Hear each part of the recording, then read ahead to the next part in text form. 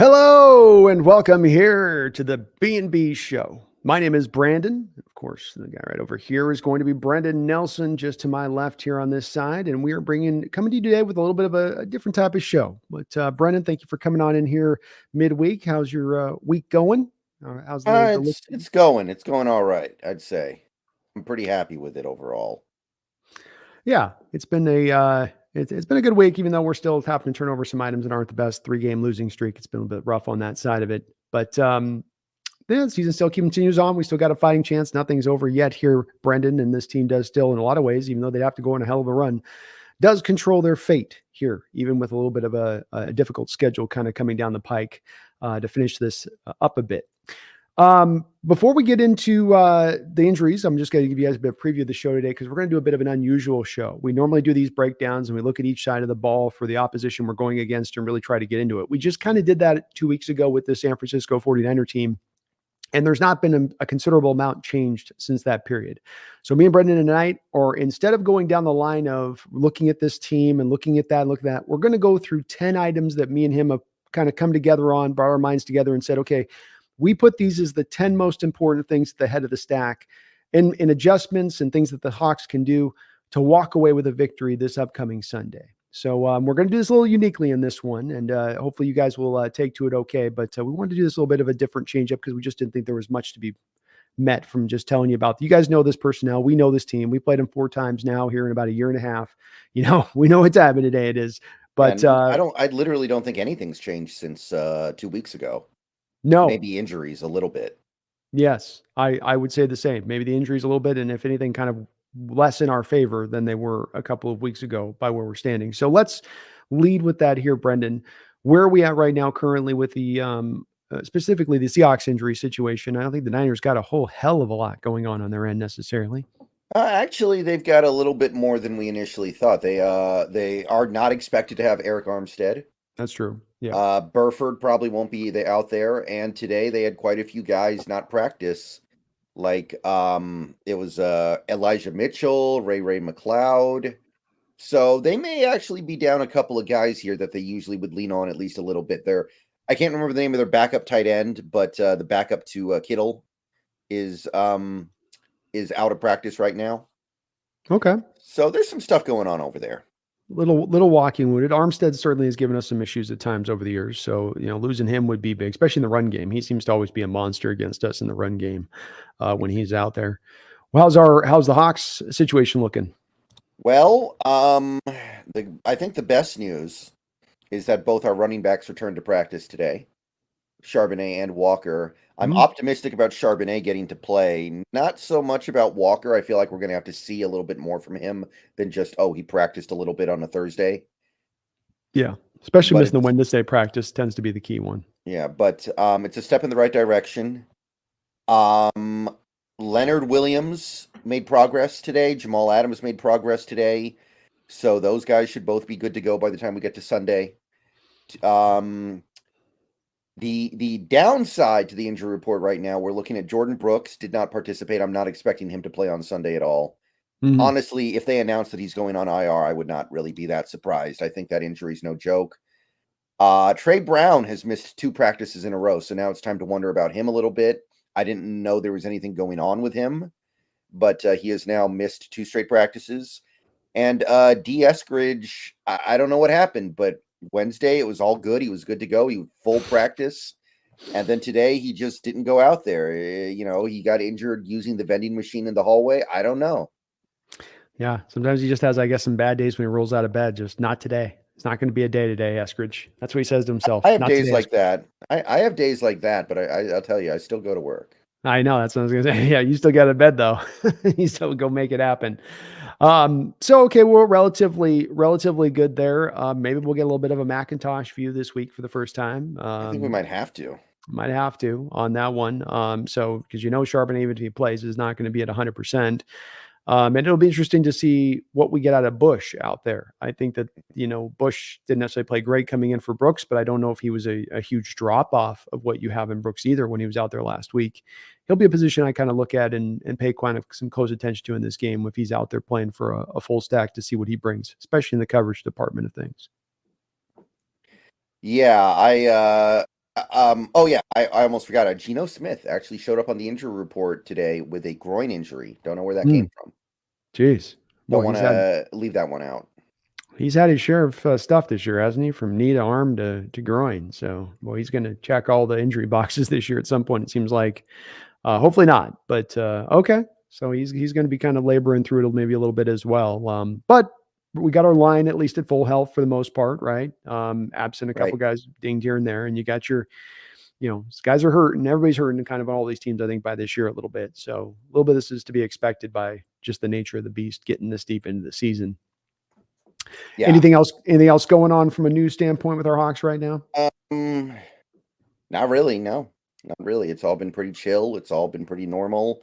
I mean, you get this deep in the season, there's not a ton of stuff to even discuss. So, Yeah, no, there isn't. No, there's I think that pretty much gets us to where we're going to be on Sunday. We got to find out about some of these players, but if I had to guess, I'd say Walker doesn't play, but Charbonnet plays. I think Leonard Williams and Adams play.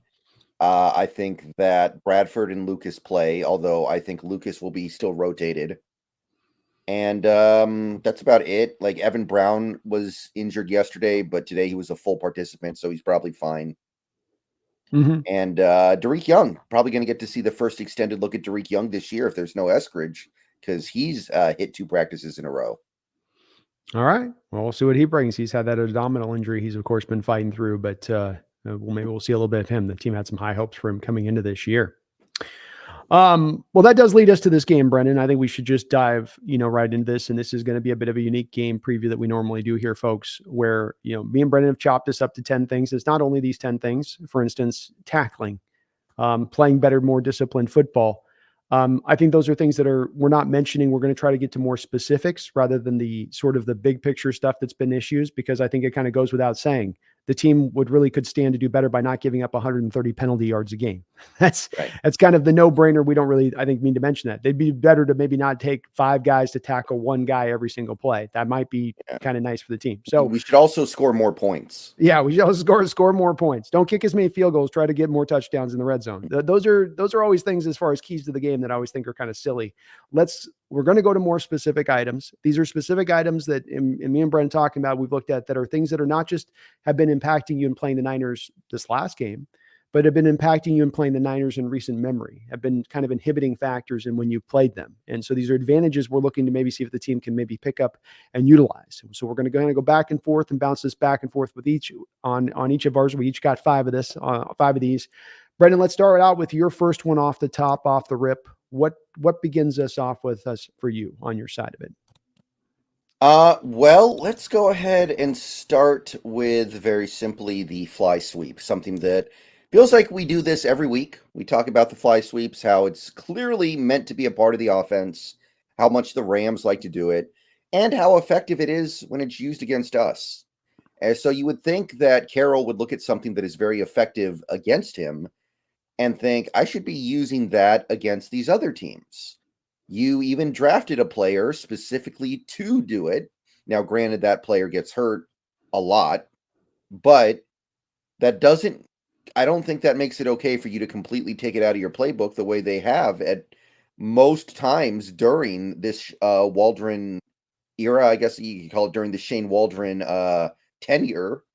And it's clearly something that is part of this offense. It's something that can work very well, something designed to kind of stretch the defense to the boundaries, give them something to think about beyond just A gap and B gap. And we know that Carroll loves his A gap and B gap runs, but part of moving into the modern era of football is embracing outside runs, and that includes fly sweeps. So let's just start with that. Let's get some fly sweeps in this offense. Yeah, I think it would be a great place to go to for them, and we've been talking about it for a long time. So will they, won't they? We don't know. But I mean, you went to the Niners last time and you ran a fly sweep one time in that game. It's the last time you ran a fly sweep, and you got 10 yards on the play to Eskridge. And it was a free 10 yards. He didn't have to work hard for it. He just got around the edge, used his speed, and it was right there to go get the easy 10. And I think that whether it's Eskridge or even just using anybody, hell, just use it with Bobo for all I care. Just utilize it in your offense. Try to build it in a little bit and see if you can kind of work off of it. Because when you have gone to it this year, it has worked relatively well for you. I feel like you've maybe had a couple of plays where it hasn't quite gone, but they haven't stayed committed with it to know if it would work or not work throughout the course of this year, Brendan. So I think that'd be a great way to go. And in addition to that, it's not on our notes, Brendan, but you could also kind of probably put a little bit of a slash wide zone slash pitch plays, couldn't you? You could kind of put those three as stacks in addition to this, which is just utilizing a little bit more of the horizontal plane of the offense, right? Less of needing to be everything vertical, straightforward, more of a, we can take this wide and stretch the defense with a little bit of width. Yeah, another thing that we talk about constantly, and it never seems to happen, even though it sure seems like it should.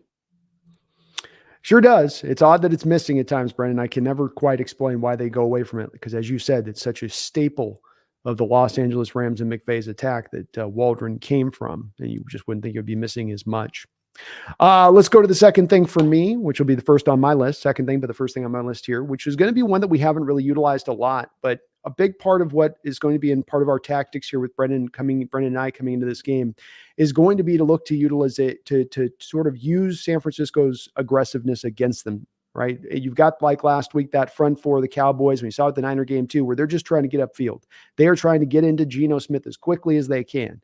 And they're going to trust their linebackers to keep the running game clean and all that. But what you can do with those rushers, and my one is delayed handoffs is my first one. And that is when you're in shotgun, especially with Geno, which we run a lot of, you have him look like it's first going to look like a pass. So he takes it, sets up to look like he's going to pass, and then you give it to the running back.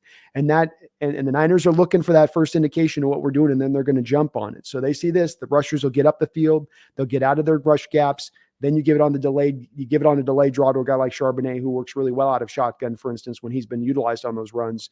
And I think you can get 5, 6, 7, 8 yards because I think you'll get those Niners front four trying to get up the football field. And we just don't always do a lot of, as we've talked about, Brendan, hiding things or disguising things, especially, we do one thing, one play. That's what we're going to do. What you see is pre-snaps, what you're going to get post-snaps. So you start out to show them one thing and then go to something else. I'd like to see if in general in strategy, offensively and defensively, if you can kind of utilize that to take advantage of it fully. Yeah, I would absolutely get behind doing stuff like that. I will say, when it comes to running the ball, I also want to see us get out of shotgun and do some actual just straight under center handoffs. But I do like the idea of throwing in a little bit of hesitation when you're doing the shotgun draws, because it is when you're lined up in shotgun, the implication is that you're going to throw the ball, right? Because you're lined up in shotgun.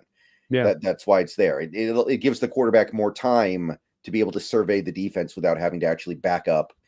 And the idea is shotgun usually means pass. So when you misdirect to that degree and you run a delayed handoff, it is something that can really trick the defense. I like the idea a lot. And yeah, with the person, if we have Walker back for this game, and I don't know if we will or not, but if we do, we have the personnel to run that kind of stuff effectively for sure. Absolutely. And it's you don't have to run it a lot. I don't think you could sprinkle it in 2 or 3 times in the game, and that would be enough to keep the Niners a little bit just a smidge hesitant maybe on trying to get fully upfield to make sure that they're keeping their lanes clean of a running back who has to come through, who might come through there. So just a little spot. This is a small strategy, but some of this is just working it in with the rest of the stuff to make it a little bit more confusing for this Niner defense. What's your number 2 item on your list? All right, let's go with the screen game. And this is an area where the Seahawks have made some strides, I think. This year, they've had some games where the screen game was a pretty significant part of what they were doing. They've had some games where the screen worked. They scored a game-winning touchdown against the Browns on a screen. They scored a 70-yard touchdown with Walker on a screen against the Commanders. So it's coming along, and you can see these players that we have gotten over the last couple of years are helping. They're helping make this play work. Like on the some of these screen passes, you're seeing guys like Charles Cross get out there outside the numbers to help block in time. And then you see a guy like Damian Lewis never getting out there in time, and you're like, well, hopefully next year we can do this a little bit better with somebody else. But yeah, the screen game, I mean, Andy Reid was kind of one of the first coaches to really understand this, how to use the screen game as an extension of the running game. And it's a great way to get the ball outside too, because we don't like to run the ball that way. We like to run it up the middle. But screen passes, you get the ball to the boundary in the hands of your playmakers without it being a per se running play. So yeah, screen passes, Again, that is an area where you are seeing some positive growth, but you need more. You need to keep pushing it. Yeah, they've slightly led into it a little bit this year, especially utilizing JSN on the bubble screen stuff. But it's another thing like the delayed handoff that can help to slow down the San Francisco Niner pass rush because they have to be aware of it. And like they have to be aware of those rush lane integrity and running too far out your lane gap because you're trying to get into your pass rush too much and leaving the door open then for the running backs. Likewise, you get too far up the field and you take the cheese from the offense on those screenplays, and you've got a lot of blockers out in front of a guy to be able to get up the football field. So it's a way to, as well, on top of being able to be something, Brendan, that I think produces and helps you to move the chains. It's something to also give you a little bit of a built-in help to just keeping the pass rush held a little bit back. So they just can't go hog wild, like their hair's on fire across the board. So another useful thing that kind of helps you, I think, on two different fronts with that, Brendan, with the screen game and both screens, right? Now, you're not just advocating for, running back screens, but bubble screens and running back screens, right? You try to use maybe both of them in this one. And you got the ones where, up the middle, you got the screens you throw in the middle of the field. You got the screens you throw to the boundary.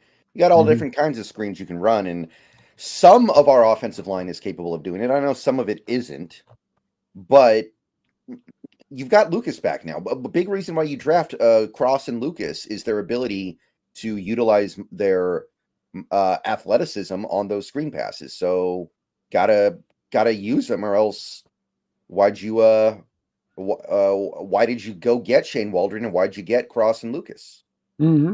Yeah, absolutely right. I mean, these guys can run it. Lucas can run the screen. Cross can, absolutely. He can pull that off. So I'd love to see him pull it off. Let's see if they try to use it a bit. It's also another thing that can help go after a defense that plays pretty aggressively. They fly the ball.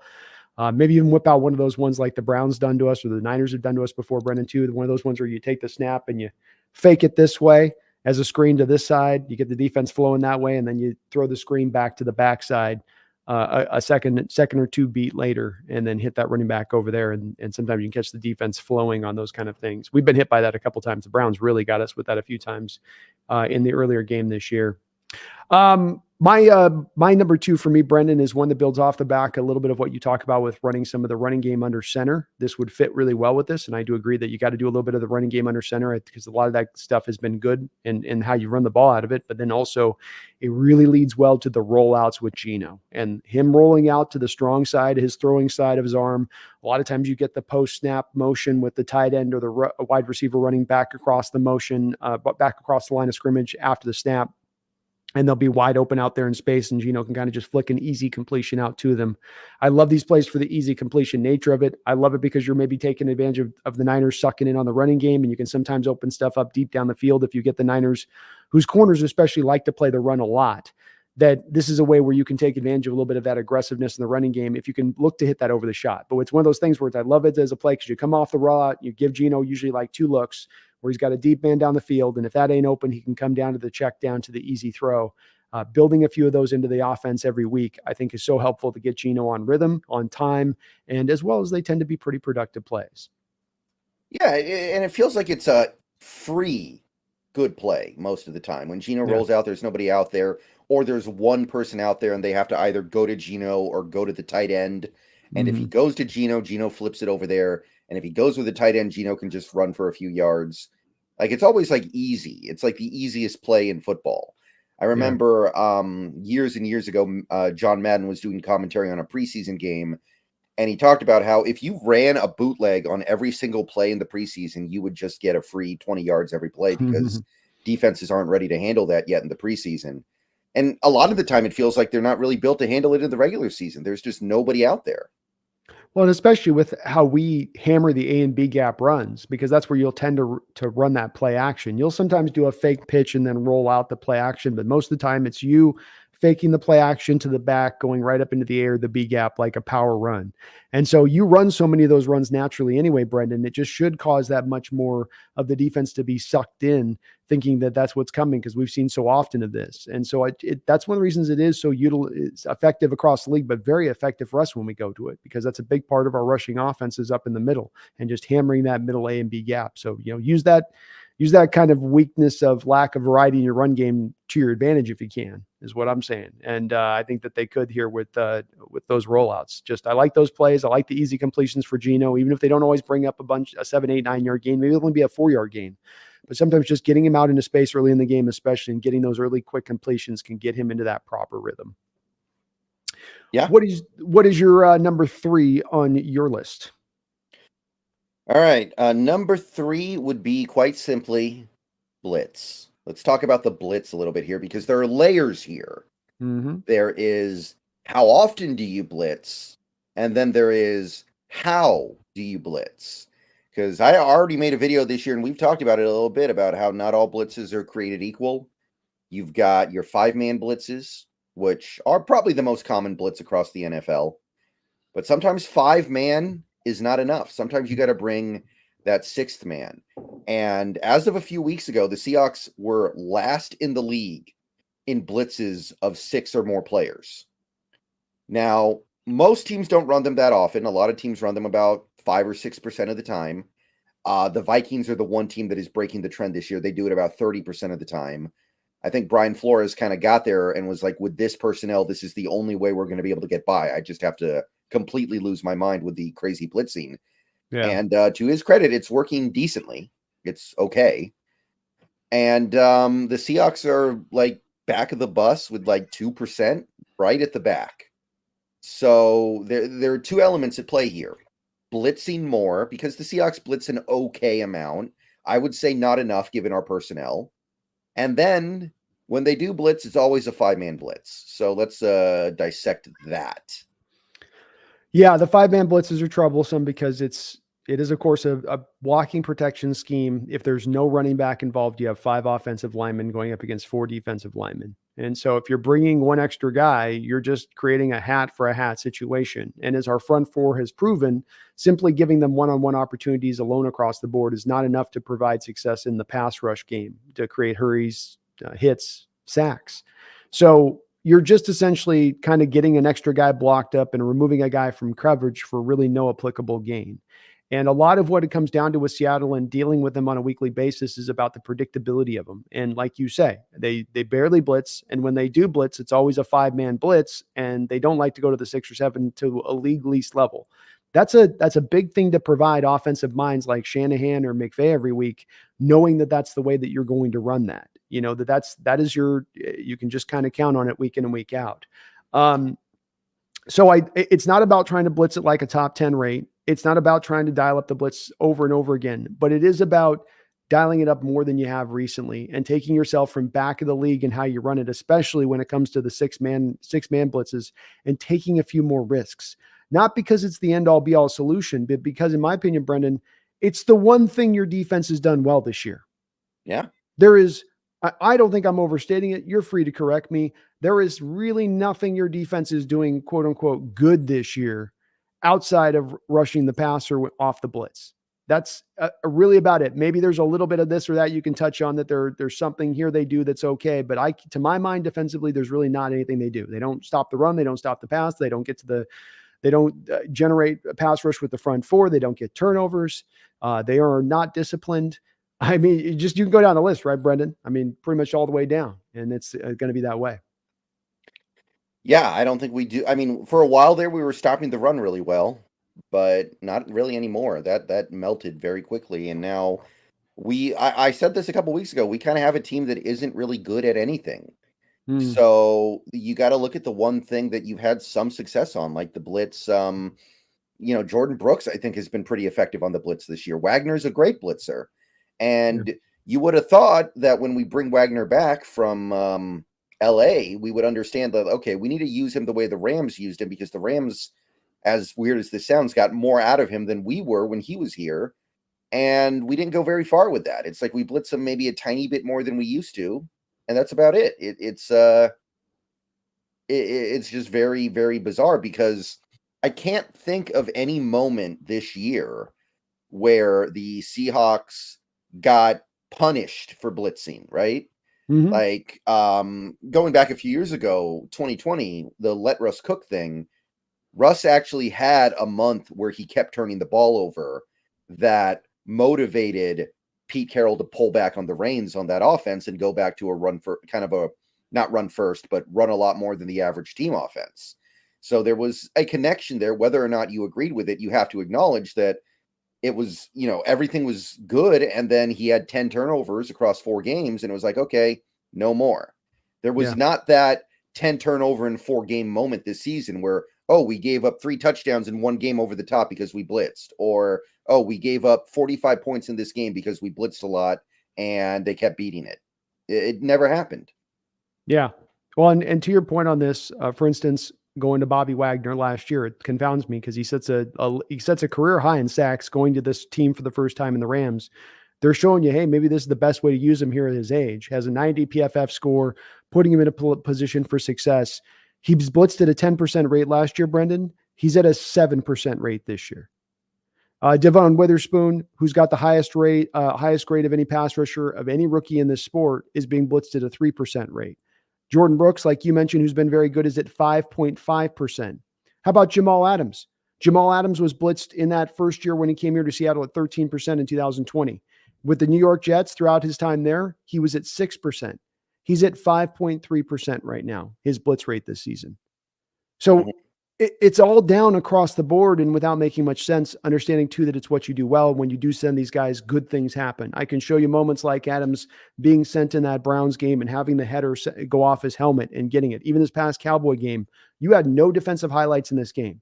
The few that you had were coming on the back of you really blitzing and bringing some heat. So I hope they do. It's not to ask that they blitz nonstop and they go wild, but they take you back up from that place of being like a league minimum level, just a little bit higher above that, and see if you can get some returns from it. And if you do get some returns, lean into it. Right. On the back of this one, which I think my third one works really well in conjunction with your third one, which is stacked fronts. And this is a little bit of the bringing the stack fronts, but not necessarily always bringing them when you do bring them. You bring the 6, the 7-man guys up there, as Brendan was talking about a second ago, show a little more willingness to bring the 6 or more guys, as you're a 32nd ranked team in that realm of things right now. And with that, bring more of those stack fronts. And then it's not always about bringing them. It's about creating confusion, making Brock Purdy think, making the offense a little more uncomfortable. And then you can drop all of them back. You can go to still a majority of the time front 4 looks post snap, but draw those guys up around the line of scrimmage to create a little bit more confusion pre-snap with these stack fronts, things that have given our offense tremendous issues throughout the course of this year. And in my opinion, Brendan, a lot of the front running defenses right now are running these stack fronts, and then they're running a myriad of coverages post-snap on the back end. The Ravens, to me, are a 4-4 runner in this, and that it feels to me that they've taken, I was talking with Jesse of Last Second Sports last night about this a little bit, where they feel like they've taken the Vic Fangio scheme, which was a cover 2 shell, and then you would do a lot of post-snap stuff out of the cover 2 shell pre-snap. And now what they've done is they've utilized those same concepts, but now also along with the cover 2 shell stuff, they can factor in the single high and flip a lot of different stuff out of that, right? They'll show you a Quandre Diggs-like single high who ends up becoming a man defender on the outside receiver over here, and your outside corner here becomes your single high safety on the top. They'll do stuff like that that's very intricate. That causes a lot of confusion when that's in tandem with those stack fronts, Brendan.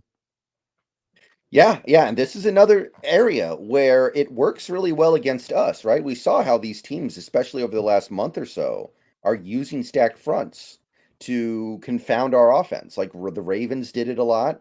We saw I think the Rams did it a good amount. I think even the Commanders did. Not that our offense was bad in that game, but they did throw it in there a lot, probably because they saw how good it worked for Baltimore. So if it's something that you struggle to deal with, you should be trying to make other teams deal with it. It's just like when Pete Carroll was talking about how the Rams always give us problems because they use so much pre-snap motion. And meanwhile, the Seahawks don't use pre-snap motion. It's like, what can you at least turn it around so you're using it to your own advantage as well? Mm-hmm. No, it's a great point. You're literally saying out loud the thing we're asking for. Maybe that should tell you something. Right? It also brings up the phrase to mind, Brendan, of if you can't beat them, join them, right? Can't beat this game, then maybe you want to utilize it. John Stillwell, thank you for the $50 donation. John, very kind of you, man. It's good to see you in the chat as well, brother. He says, can't stick around, but I know you two will have a good show. Well, John, you are amazing as ever with the $50 dono drop. Man, thank you so much for all your support to the channel. I salute you. And sorry, can't stay around too long, but I know you'll catch it on. I know you'll catch this on replay if you can't catch it live. So Appreciate you, man. Yeah. Hope you're Thank having a you, great John. night. Appreciate it. You are the Thank you. best. Hopefully we're playing with a little new concept here on the show a little bit today. So hopefully it's going over well, John. Be calm, see clearly. Thank you for the $2 donation. Says, can we actually win this game? I'm tired of losing. Yeah, I'm kind of over it too. I'm over too. I don't know if this is going to be the week. Be calm. I don't mean neither me or Brendan. I don't think are going to be putting a prognostication. The Hawks shock the world in this one. I'd love to see it. I hope they do. I'm not out on this season or hoping for tank like some fans have talked about. You got a puncher's chance, keep swinging. And we're still in this by all measure, even if the odds look long. And we'll have to see how it plays out. But the tanking stuff, like, I'm sorry, but we kind of went all in to win this year. Like, it's too late to tank. Yeah. And also, I don't know where you are on this, but I don't believe that anything that happens the rest of this season is going to get coaches fired or get Pete out of here or anything like that. I think he's pretty well embedded. So there's nothing to gain from tanking. There's like nothing to gain from losing, really. We traded away our second round pick. So a big asset that we would use for the tank is not even with us anymore. We're not going to be picking high enough, even if we lose it. Like, I don't see the tanking thing on any level. I don't unless we think that like Pete Carroll's going to be embarrassed to the point where he just retires because like he can't believe he actually lost 8 games in a row, and it just makes him question everything, and he just decides I can't do this anymore. But I don't think that's going to happen. Yeah, I don't think it's going to happen either. And that's what it comes down to. If it's not likely to occur, then what are we talking about with it? And, Pete's got to retire at this point. I don't think they're going to try to usher him out. It doesn't matter what goes down the rest of the season, in my opinion. It's the situation for what it is. Unfortunately, however you want to put it, it just is. And like I said, there's nothing to be gained by going up 6, 7, 8 spots in the draft. Really, you're not getting some phenomenal player that you would have missed out on by having a couple extra wins. It's really not going to make that big of a difference. That's right. To your point. Well, let's move on here to the our next one here off of stack fronts. So far we got the fly sweeps utilizing the screen, delayed handoffs, Geno rolling out a play action, some stacked fronts. What's the next item up on your list of something you'd like to see imparted through in this particular game? How about man coverage? How about quite simply use the guy you just drafted number 5 overall the way he was intended to be used? How about you utilize Woolen? And I know Woolen's not having his best year. I know he's had a little bit of a sophomore slump. The sophomore slump is real. But why not use those guys the way you were probably intending on using them? And then from there, you can probably even start blitzing more. So these things all go hand in hand. They do. And it all does go to hand. The blitzing, the stack fronts, the playing man coverage. To me, this all kind of moves together. If they were to go here with a strategy, they've been hesitant to embrace this. But as you said, Brendan, even in the case of Reek Woolen, he's done a lot of very good stuff out of man. So he has it in his bag to be able to do it. Witherspoon certainly does. And we saw at times Witherspoon last week, I think, get picked on in some zone situations early in that game against the Cowboys. This is a place where Purdy's been good against the Cowboy fans love to go, well, Purdy's been good against the blitz. It's like, yeah, but hasn't Purdy been good against the zone too? Well, yeah. Okay. So there isn't a tried and true fashion to go and beating Purdy here. It's you've got to mix it up. You got to change it up. And by mix it up, that would mean we don't run zone 90 to 95% of the time in this game. Yeah, but we're willing how about you do it because your personnel is clearly meant for it.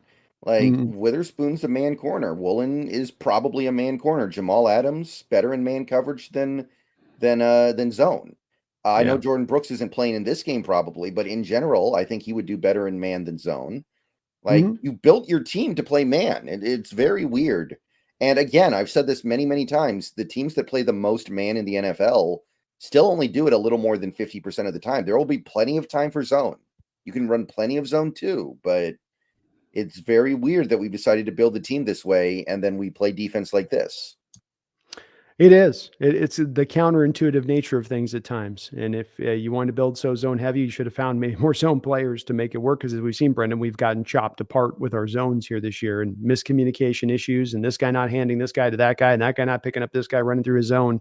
It's all the mistakes, the worst of mistakes that you can see in zone coverage we've seen this year from this team. So it's another thing too, on top of it's what these guys do well. It's a strategy you haven't really tried to employ in a year where you've really had your old strategies really get beaten up. And you're still getting chopped up when you're trying to run your old zones, even in addition to that. So why not try just again something a little bit new and different, especially when I was asking last night, Brendan, to the guy that was a Niner creator doing a little behind enemy lines thing. And I asked him straight out, I said, hey, we've played you guys 4 times in the last year and a half. You're not unbiased. You watch this close. You watch the all 22. Has there been anything that we've done different in any of these 4 matchups to you offensively or defensively? And it wasn't like you had to sit there and he just started laughing and said, no. And that's the guy, he's not a Hawk fan. He doesn't care about Carroll. There's no dog he has in that fight. And, I think that's telling that you haven't really tried stuff out. Some of this is just trying something out because I think the Niners are coming to expect we're going to get that zone. We're going to get them, leaning on their running game, hammering the A gap. They're not going to utilize the outside zone. We can get them with misdirection. Their defense is going to be too aggressive. They're not going to be disciplined. They get a lean in all these things that they know what they're going to get every week. And you can't give the opposition so many things of what they know they're going to get. Can you, Brendan? Yeah. We're already pushing it by running these same basic defensive concepts for now 13 years straight. Even if they were good, they would be having a problem because these division rivals in particular have so long to figure them out and solve them and figure out what they want to do against them, figure out this look, figure out that look. Even if they were good, it would be kind of tough to get good results when we play our division rivals, but they're not even good. Yeah, no, it's true. It's true. Not even at that spot of being decent with it. So we'll see if they try to maybe make that a little bit more a part of what they do in this game, Brennan. I didn't see a lot of it last 2 Thursdays to go. It was really, really leaning again back into that zone coverage and hoping you could kind of make it work. And having those holes that we saw from the Cowboys game there, even though we were able to contain Purdy a little bit. You mentioned, I think a couple of weeks ago, the one great play that you made in that Niner game, as we've said throughout this year on all these games, that the good stuff the defense does, not just in a single game against the Cowboys last week, but even that Niner game, the pick 6 came on the back of you doing what? Blitzing, and trying these things out brings you success when you do try them. It just does take that willfulness to actually go away from the old to make it happen. My fourth one is one that I think, Brendan, we could probably apply to both sides of the football, because offensively against the Niner defense, you are playing a zone-based defense, mainly not a man-based defense. And that's one that can be vulnerable to these kind of concepts. Defensively, this has been a big issue that the Rams and the Niners have really attacked your defense within your zone coverage principles highly. And that are the flood zone concepts. Essentially, by creative means, running 2 men through a single zone of coverage, or running them in succession in zone coverage, and creating a hole in the zone by having those 2 players kind of so close to each other, forcing the defender to have to kind of pick a lane. What lane he picks, you go the other lane. So mine here, Brendan, is we've got to first and foremost defend it. It's been an issue because our linebackers especially will tend to pick up that first player going through the zone, and the second guy coming through is always kind of open. But it's been a concept that really, really McVay understands. Shanahan's really been doing a good job the last year and a half, especially of hitting it with the over routes. So he catches us in cover 3. He pre-programs it up to where he knows he's got cover 3. The safety's over the top high. The corners drop out. He runs that crosser or just the in-cutting route, right? The corner's got to stay over the top. The in-cutting route comes back through the linebacker zones. And whether the quarterback then hits that in-cutting route early or lets him clear all the way up the field to where now he's got to cross the linebackers and get to the other sideline, it's going to be open up one way or the other, because both corners are being run up the field at that point. There's just too many defenders removed to come in there and make a position, and it's too hard to ask the linebacker to jump up there and then hop on that receiver if they're coming across. Wagner's not going to stay with the Brandon Ayuk, right? So eliminating of the flood zone concepts defensively first and foremost. And you could do the same stuff to the Niners on the other side of it, because they do play a lot of zone as well. And so they fall to some of the similar They're just so good and so talented that they can kind of pull it off. They've got the front four that can create the pressure so fast, because that's one of the things with this running a flood zone concept. You kind of need the pass protection to be able to hold up a little bit to make it fully work, because it takes a little bit of time. I got to have the first guy run through the zone, then the second guy runs through the zone. So you need to build in that time in your pass protection, which even last week, Brendan, the Hawks didn't have a lot of. Yeah. Did you see the composite grades for the pass blocking? I did earlier, yeah. What was it's like we're 30th. The only two teams worse are the Jets and the Giants in pass protection this year. Jeez. Yeah. Now that tracks. And that goes back. I think New England and Pittsburgh were right ahead of us. Yeah. That's the thing I've been saying about it with the people trying to make, whether it be Lockett or DK or Geno or JS, or if the pass protection is not there, it's going to affect everything. And it can't be just undersold as this small little issue that's on the team. It's a major issue on the offense, this pass protection and not holding up like it has. And it's just, you're not giving enough time to make your plays work more often than not. And they've got to get that corrected this offseason, is maybe the main, beyond dealing with the front four and the defense. And, what are you doing linebacker, Brendan?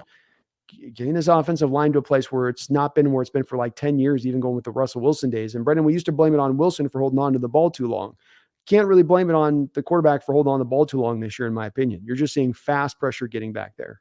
Yeah, I think that outside of 2017, this is the worst pass protecting line Seattle has had since Carroll got here. Yeah. Like 2017, that was the year when it really fell apart. That was the year that gave us remember the meme picture against Green Bay where there were like 4 different pass rushers about to collapse on Wilson at the same time? Yeah. Yeah. No, that was a bad year. Reese Odiabo. Is that what it? Yeah, that was the year we traded for Dwayne Brown mid-season because we had nothing going on at left tackle. That was probably worse than this year. But other than that, I think this one's this is way worse than like the Schottenheimer lines in terms of pass protection purely, by the way, although they're not exactly prize pigs at run blocking either. No.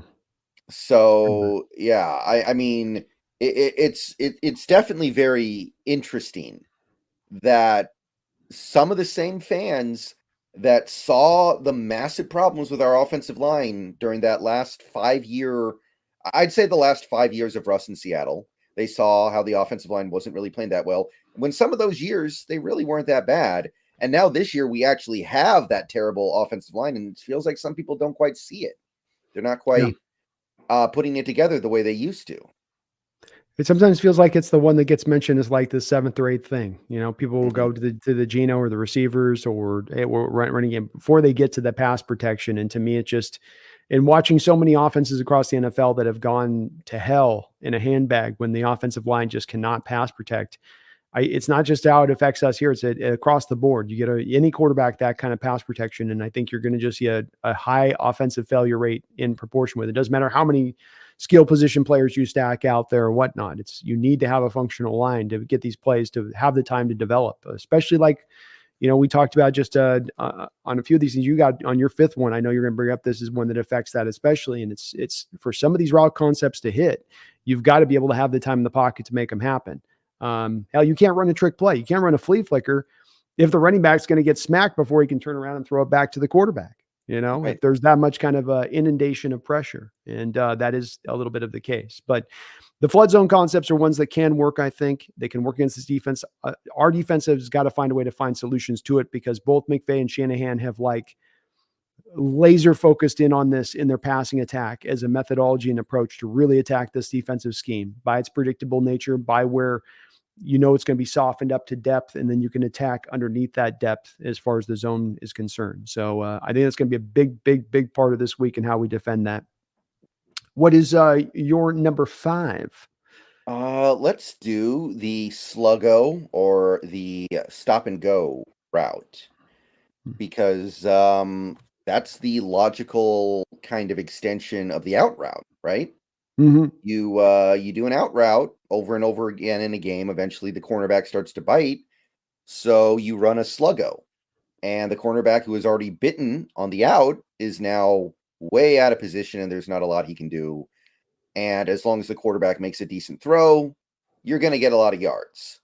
And we have not really been running Sluggos this year. I know part of it is probably because the offensive line, because It's not like the offensive line is completely healthy and playing this poorly. We know the offensive line's bad, so I can understand you don't want to let these long developing plays go that often, but you could do it every now and then, especially with how much you like to run out routes. And we've now had 2 straight games where there's been an interception on an out route to Tyler Lockett. So they're jumping that one pretty good now. They're figuring that one out. That one's been solved. We need to find something else in the playbook here, and Sluggo routes would be great. They would. To your point as well. Remember in the first matchup with the Niners a couple weeks ago, what was it? Play 2, the out route to DK Metcalf that he dropped, but also the corner was pretty close there in coverage on that out route as well. And so I know in Sluggo it's slant and go, but it can be the out. You can have them start to go out. It can be the stop and go, like you mentioned. It can be any offshoot of that.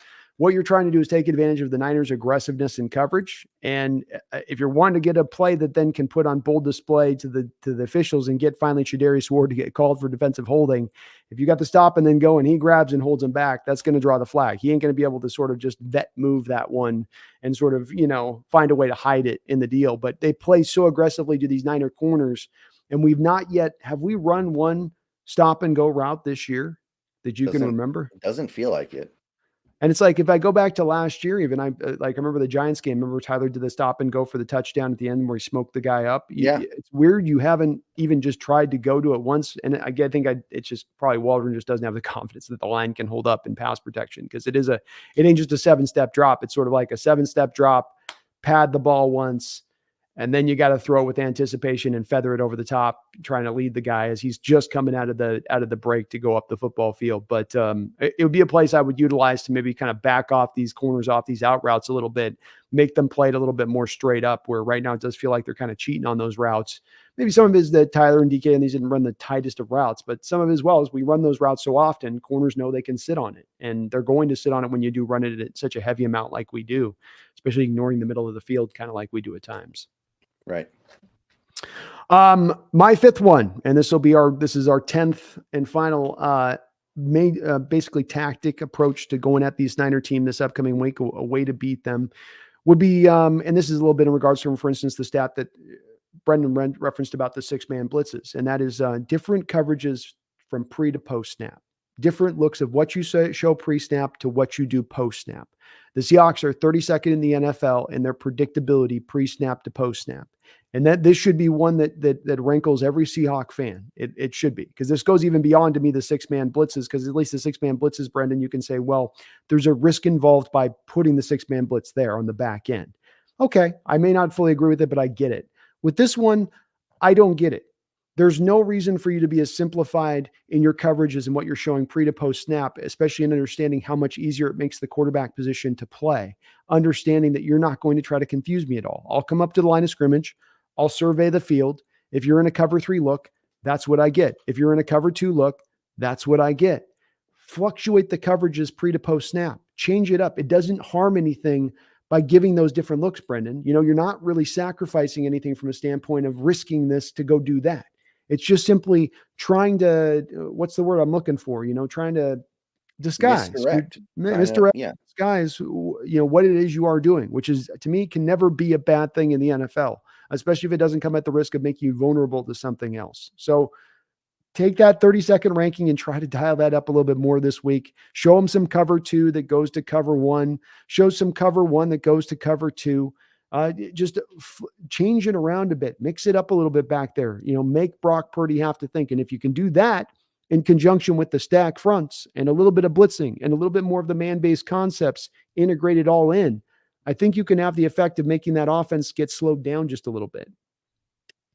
Yeah. I mean, we just got too used. Didn't we just get too used to having the most talent in the league on defense? It feels like we just got way too used to having like 4 Hall of Fame caliber players on that side.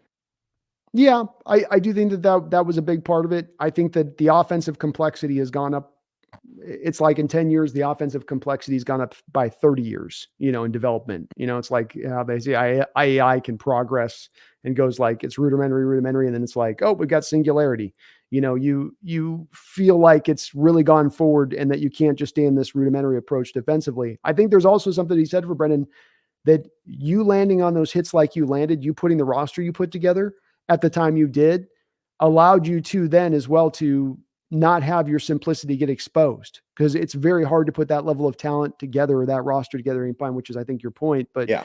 you can't put that together, but it did kind of cover it up. That stuff still did exist there at the time. It's why I've also said, Brendan, some people, fans bristle at me with this one. Even if you put the Legion of Boom into this modern era, if you're running this same defense whole hog like you did back then, it's not that it wouldn't be effective. It just wouldn't be as effective, in my opinion.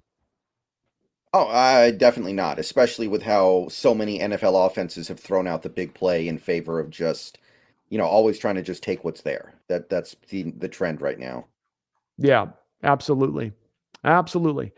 So these are our 10 items. I'm going to go through one last time here as we talk. We got fly sweeps, use of screen game, bubble screens to the back, blitzes. Don't have to blitz a million times, but just feature it in a little bit more than you've featured it so far this year, especially against this Niner team.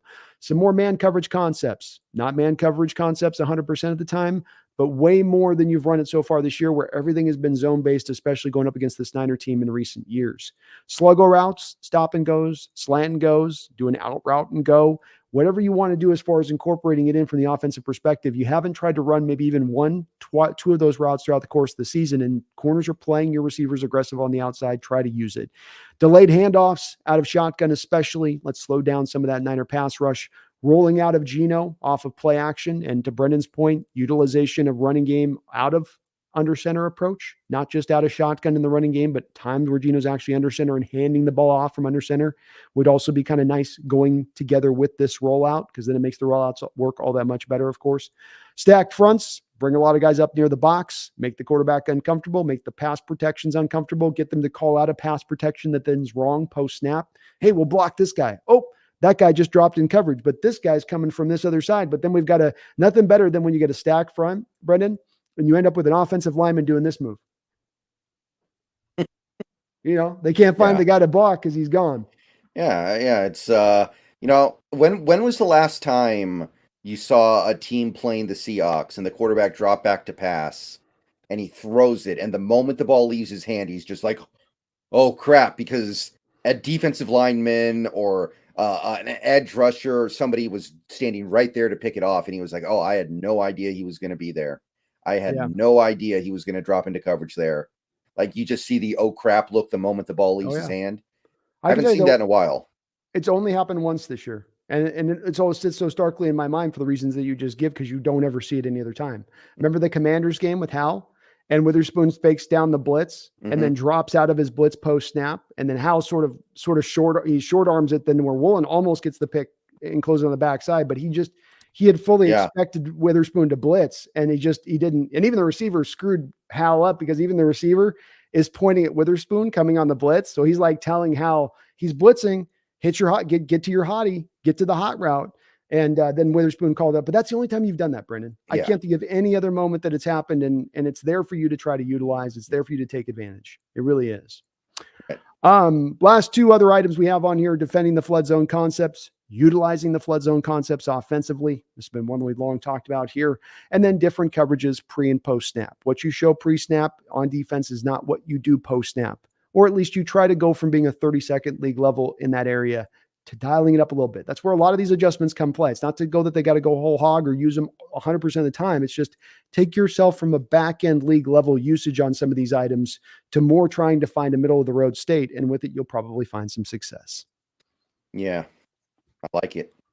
So we got 10 items here, Brendan. We got 10 items for how this team can win this football game. You got to be brimming now with a lot of confidence. You've no doubt talked yourself into here now as we turn this over to a score for this football game.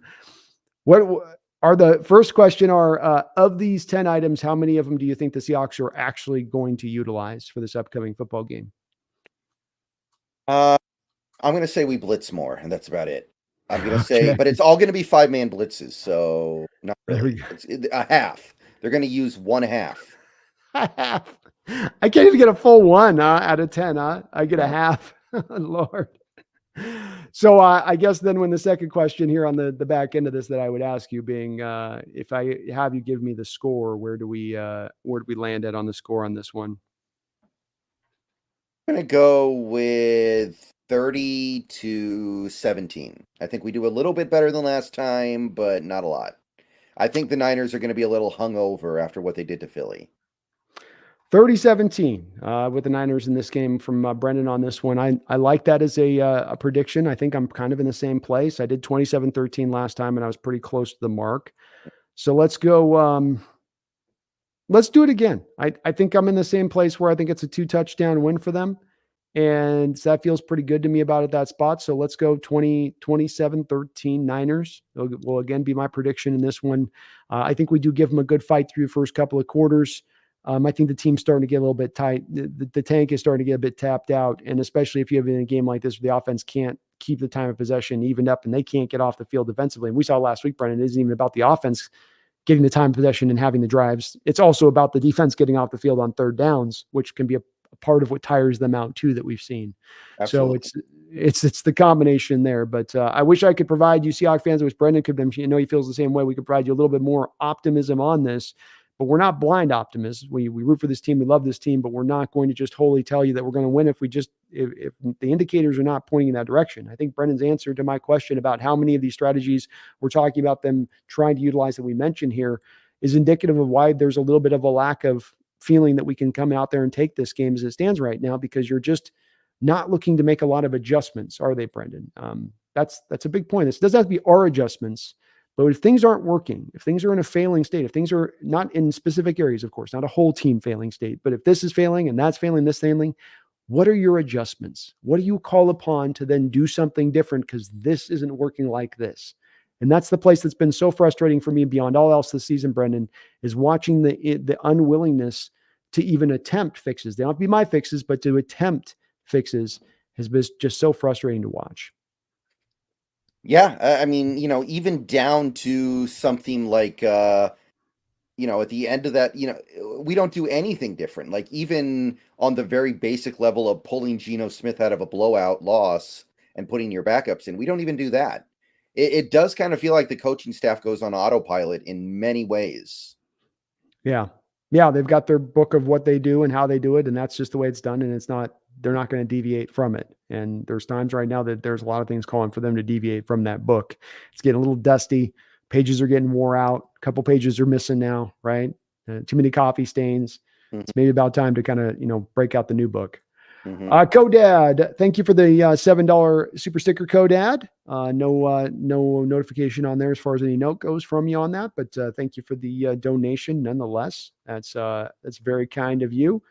And I got us all cut up, I believe, on the donos. Yeah, so you guys are very, very appreciative of you guys on that.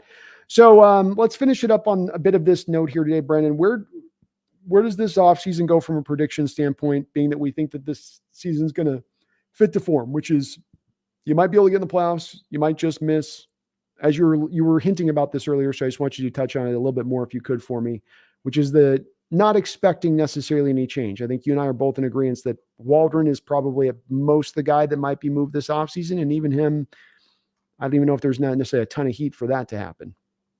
I'm not convinced anything is going to happen. I do think Waldron goes because we're going to need something after a season that's this disappointing. And that's the easiest one for Pete to point to as the new guy in the barrel. Yeah, agreed. The patsy, or what was the word you used in your video the other week? The scapegoat. Scapegoat. There we go. Scapegoat. Waldron go bah. Yep.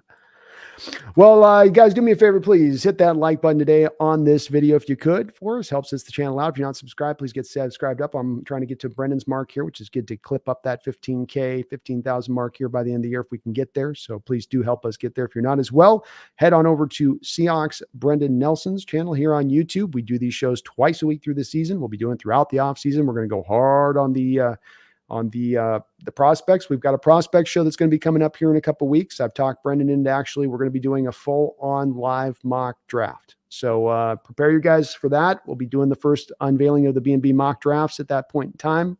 More to come on that soon.